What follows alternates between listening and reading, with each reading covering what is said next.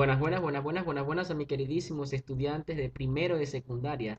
Sean cordialmente bienvenidos a una nueva clase de literatura. En esta oportunidad estaremos abordando la temática estrategia de lectura, idea principal e ideas secundarias. Quienes habla una vez más su profesor Ulises Oria. Acompáñenme. ¿En qué consiste esta estrategia? Consiste en diferenciar la idea principal de la idea secundaria para comprender el texto. De allí que es una estrategia muy importante porque al poder yo identificar la idea principal que me resume prácticamente el texto o de lo que habla la temática, el texto, podré entonces entender cuáles son aquellas ideas secundarias que irán o servirán como ampliación o como complemento de la misma. Recordemos que un texto está conformado por ideas principales e ideas secundarias. Las ideas principales son aquellos que presentan información relevante o más importante. Estas pueden estar implícitas, es decir, no visibles en el texto, sino que pueden detectarse a través de un proceso llamado de implicación o explícita cuando la podemos visualizar en el texto, ¿ya? También tenemos la idea secundaria, que estas son un derivado o un complemento de la idea principal. Es decir, esta idea secundaria nunca podrán expresar una idea concreta del tema sin el apoyo de la idea principal, porque es un complemento, ¿ya? Ellas se derivan de las ideas principales.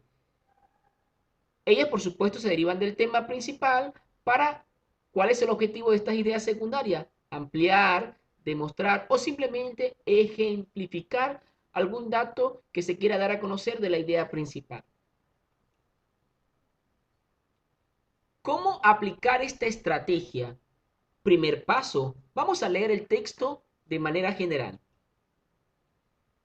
El texto se titula El uso de las redes sociales y el atraso escolar.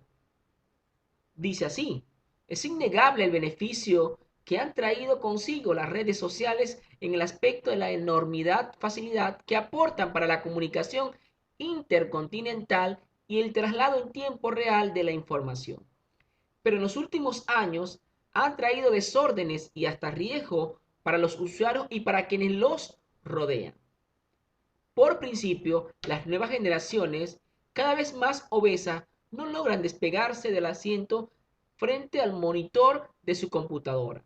Otros no despegan sus dedos de sus celulares, perdiendo no solo tiempo de interacción real con humanos tangibles, especialmente sus familiares, sino también postergando sus tareas y estudios por preferir seguir obsesivamente la menor cosa que aparezca en alguna de esas redes sociales, llegando, en la mayoría de los casos, a caer en la compulsión y obsesión.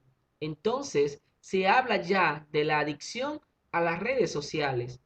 Esta enfermedad aumenta enormemente y miles de personas pierden no solo materias escolares, algunos o algunas también el año escolar por completo e incluso el trabajo, cuando desatienden en su totalidad sus deberes por atender cualquier novedad de las redes sociales, aunque sea algo totalmente absurdo. Por otra parte, también aumentan los casos de jóvenes agredidos por otros usuarios, quienes los acosan y suben fotos o videos humillantes de sus incautas víctimas, quienes más de las veces dan información privada a cualquiera que quiera interactuar con ellas, sin pensarlo antes, y solo se enteran del video o foto cuando otro conocido les manda la información.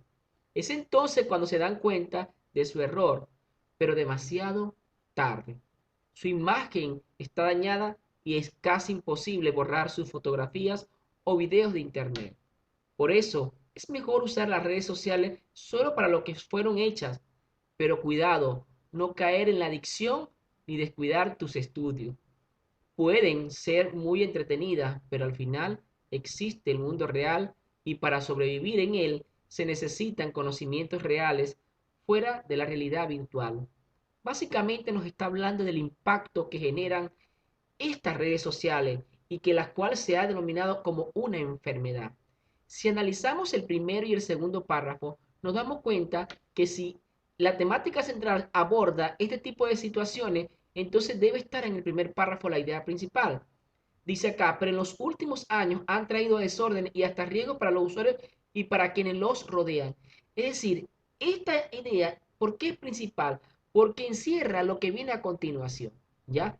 De todas estas situaciones, de esta adicción y de todas las consecuencias que genera el uso o el mal uso de las redes sociales.